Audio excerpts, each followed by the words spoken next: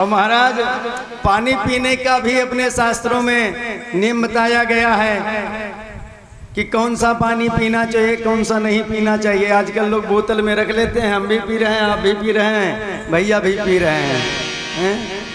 तो कहा कौन कौन पानी पीना चाहिए और कौन कौन पानी नहीं पीना चाहिए। तो कहा पाद शेषम पीत शेषम संध्या शेषम तथैव च सूनो मूत्र समम तोयम पीत्वा चांद्रायणम चरेत।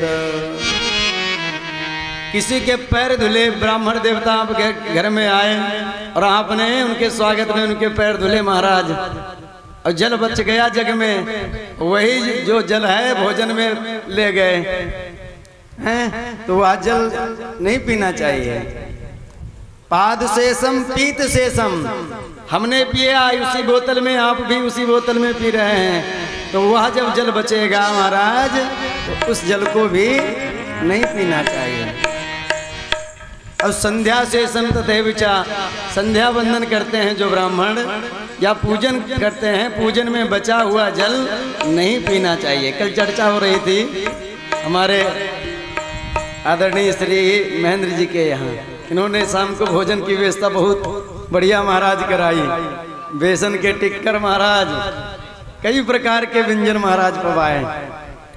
तो चर्चा हो रही थी कि कहाँ का पानी पीना चाहिए कहाँ का नहीं पीना चाहिए। तो हमने कहा यहाँ बताएंगे महाराज तो आप ही सुनेंगे एक दो लोग, वहाँ बताएंगे तो सबको यह लाभ प्राप्त होगा।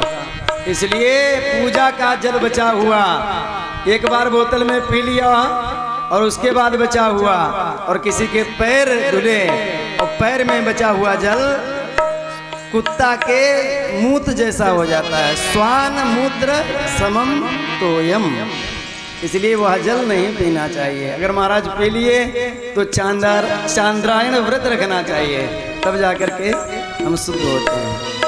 और एक विशेष महाराज और ध्यान रखना चाहिए, हमारे गुरुजी बताते हैं मलुकपीठ वाले महाराज जी कि हम यदि भोजन कर रहे हैं तो भोजन में घी लगा के यदि कोई ले आया है भोजन, आप भोग लगा दें पा लें, लेकिन प्रेम में कोई ऊपर से आप भोजन कर रहे हैं दाल में या आपके टिक्कर में भोजन कर रहे हैं और घी डाल दे तो वो तुरंत भोजन छोड़ देना चाहिए, उस भोजन को नहीं प्राप्त करना चाहिए।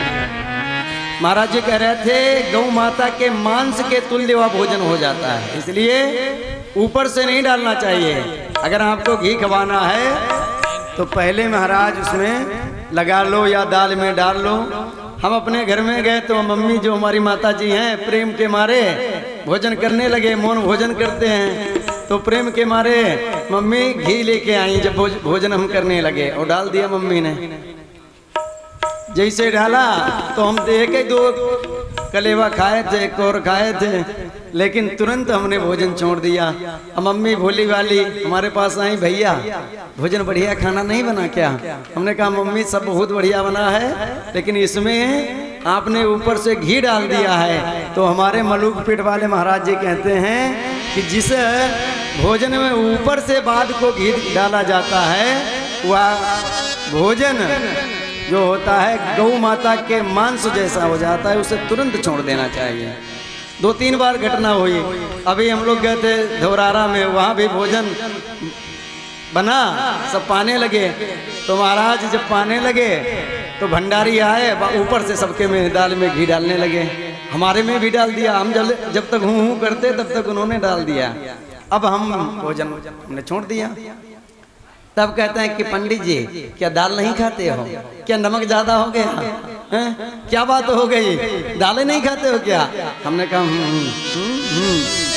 तो और ब्राह्मण जो थे वो समझे तो वो दाल हटा करके दूसरी आई। उसके बाद में हम बताए कि भोजन के ऊपर से घी नहीं डालना चाहिए।